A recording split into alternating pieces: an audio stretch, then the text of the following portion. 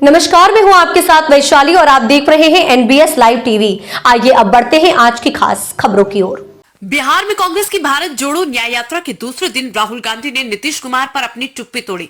राहुल ने कहा कि नीतीश पर दबाव पड़ता है तो वो यू टर्न ले लेते हैं, वो शपथ लेते हैं तो खूब तालियां बजती हैं। नीतीश सीएम हाउस की ओर निकल जाते हैं, फिर पता चलता है कि वो अपना शॉल राज्यपाल भवन में छोड़ा है। वो लेने जाते हैं तो गवर्नर भी कहते हैं कि इतनी जल्दी आ गए। कांग्रेस की भारत जोड़ो न्याय यात्रा का बिहार में आज दूसरा दिन है। राहुल गांधी मंगलवार को पूर्णिया के रंगभूमि मैदान पहुंचे, जहां उन्होंने ये बयान दिया। पूर्णिया के रंगभूमि मैदान पर मंच पर मौजूद राहुल गांधी और अन्य नेता किसानों से राहुल ने की बात। इससे पहले राहुल गांधी ने गढ़बनेली नवोदय विद्यालय के बच्चों से मुलाकात की। उसके बाद राहुल गांधी ने सीसाबाड़ी में किसान चौपाल के दौरान किसानों से बात की। एनबीएस लाइव टीवी के लिए सह संपादक मर्सी सरकार की रिपोर्ट। रोजगार की बात होगी तो बीजेपी कहीं नहीं रहेगी। नौकरी की बात होगी, आर्थिक घोषणा की बात होगी, कहीं नहीं होगी। देश में 18% जो जीएसटी जो एजुकेशन पे लगा है, गरीब का बच्चा कहाँ से पढ़ रहा है, पढ़ सकेगा। प्रधानमंत्री का काल कार्य में अभी 14 से लेकर और आज तक बेरोजगारी बढ़ती ही जा रही है, जीडीपी दर गिरता ही जा रहा है, देश के लोग आर्थिक रूप से कमजोर होते ही जा रहे हैं। मगर इस सरकार को इससे कोई मतलब नहीं है। मतलब है सिर्फ वोट बैंक से कि मेरा वोट बैंक कैसे आए, किस तरह से वोट बैंक को मजबूत किया जाए, बस उसको इसी की फिक्र है। राहुल गांधी की भारत जोड़ो न्याय यात्रा बिहार आ चुकी है और अब से कुछ ही देर में राहुल गांधी यहाँ से निकलेंगे। यहाँ पे लोग उनका इंतजार कर रहे हैं उनकी एक झलक पाने के लिए, क्योंकि न्याय यात्रा अब बिहार से गुजर रही है। बिहार की सड़कों पर न्याय की जो गुहार है वो राहुल गांधी लगा रहे हैं। तो मैं लोगों से जानना चाहूँगी कि राहुल गांधी ने ये जो न्याय यात्रा शुरू की है, इसकी इस देश में अभी हाल फिलहाल कितनी ज़रूरत थी, क्योंकि मोदी सरकार के कुशासन से लोग परेशान हैं अभी इस वक्त। 110% जरूरत है। 110%। यस, भारत में जो अन्याय हो रहा है वो अन्याय के खिलाफ राहुल गांधी का ये यात्रा पूरा देश में एक छोर से दूसरे ओर तक जाकर पूरे देश के जनता को संदेश पहुंचाएगी कि इस देश में जो अन्याय हो रहा है, अन्याय के खिलाफ हम लोग को एकजुट होकर लड़ना है और इस देश को जो उनका अधिकार है, गरीब मजदूर किसान, उनको उनके अधिकार की लड़ाई है, उनको अधिकार दिलाना है। जो कि भव्य स्वागत के लिए तमाम कस्बा की धरती पर, तमाम कस्बा के रोड पर पूरी भीड़ आप खुद अपने नज़रों से देख रहे हैं, जो कि कितनी बड़ी भीड़ है। और इनकी न्याय यात्रा के लिए हम लोग उपस्थित हुए हैं। हम लोग एकजुटता होकर फूल बहुमत देकर भारत में माननीय राहुल गांधी को प्रधानमंत्री बनाने का कार्य करेंगे, ताकि जो भ्रष्ट पदाधिकारी हैं, जो भ्रष्ट नेता हैं, उनको यहाँ से उखाड़ के फेंकने का काम करेंगे। हमारे देश में, हमारे राज्य में जो लोग जो जनता जो प्रतिनिधि को चुनती है, एक विश्वास और भरोसे के साथ हमारे साथ, जो कि गलत नहीं करेगा, हमारे न्याय के लिए लड़ाई लड़ेगा। लेकिन हमारे माननीय मुख्यमंत्री नीतीश कुमार को सिर्फ कुर्सी का लालच है, जनता की सेवाओं का नहीं। जनता के साथ क्या गुजर रहा है, जनता के साथ क्या समस्या है, डीएपी इतना महंगा है, यूरिया इतना महंगा है, लोगों के खेतों तक सिंचाई की सुविधा है या नहीं, उनको उससे मतलब नहीं है। सिर्फ जनता को 5 किलो राशन देके ठगने का काम कर रही है। ये ऐसा जनता बर्दाश्त कभी भी नहीं करेगी। बीजेपी का मतलब बड़का झूठा पार्टी, भारतीय जनता पार्टी का मतलब बड़का झूठा पार्टी, जो कि भारतीय जनता पार्टी हमारे माननीय प्रधानमंत्री नरेंद्र मोदी जो है सिर्फ झूठे झूठे वादे करते हैं। आज तक न किसी के खाते में 15 लगाया, लोगों को सिर्फ ठगने का काम किया। बहुत सारे घोषणा किए कि बहुत सारे लोन के मुद्दे पर, लेकिन एक भी सुविधा जो जमीन जिनको मिलना चाहिए उनको अभी तक नहीं मिल पा रहा है। सिर्फ झूठे झूठे वादे कर रहे हैं। जातीय जनगणना बहुत ज़रूरी है इस देश में। जातीय जनगणना के आधार पर ही तय होगा कि किसको कितनी भागीदारी देनी है।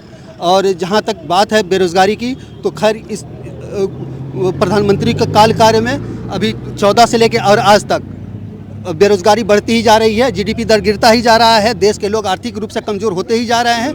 मगर इस सरकार को इससे कोई मतलब नहीं है। मतलब है सिर्फ वोट बैंक से कि मेरा वोट बैंक कैसे आए, किस तरह से वोट बैंक को मजबूत किया जाए, बस उसको इसी की फिक्र है। माननीय राहुल गांधी जी का ये न्याय यात्रा बहुत बड़ी उपलब्धि लेके आएगी पूरे बिहार में। बिहार की सत्ता परिवर्तन में बहुत बड़ी भागीदारी निभाने जा रही है। इस बार की जनता देखेगी और राजनीतिक दल भी देखेंगे कि किस तरह से एक परिश्रमी व्यक्ति और सच्चा व्यक्ति भारत में कैसे सत्ता को परिवर्तन करता है। न्यूज चैनल हमने देखना छोड़ दिया।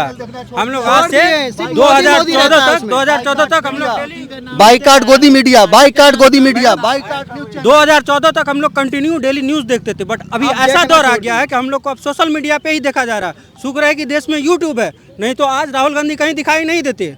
सिर्फ मंदिर मस्जिद हो रहा है, राम मंदिर है, इसी पे चुनाव मोदी लड़ना चाहता है।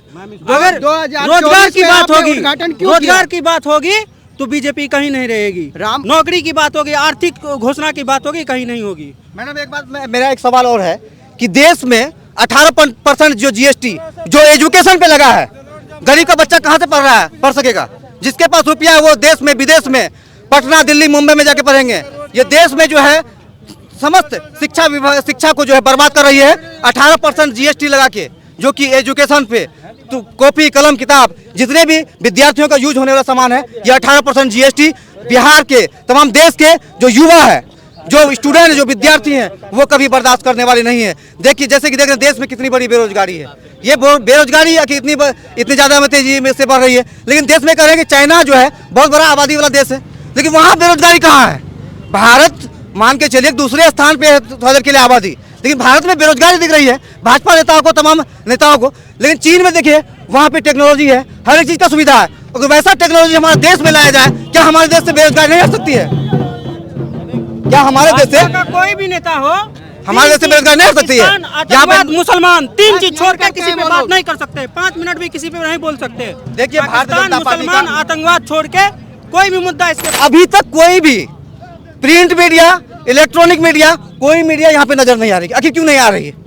क्या तकलीफ है हमारे राहुल गांधी से, बताइए। आवाज को दबाने का भरपूर कोशिश किया जा रहा है, जितना हो सके उनको दबाने, क्योंकि वो एजुकेटेड पर्सन है, उनको रोकने के लिए पूरा जोरदार कोशिश कर रहा हूँ।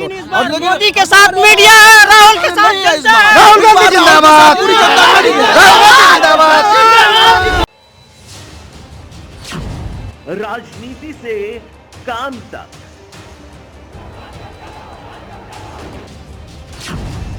अपराध से अंजाम तक,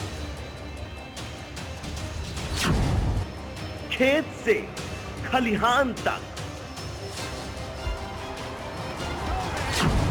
खिलाड़ी से मैदान तक,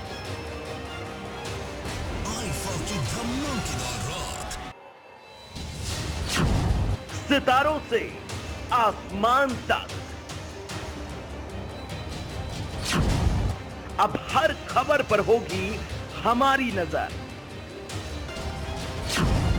पल पल बदलती देश और दुनिया की हर खबर पाइए सीधा अपने मोबाइल पर।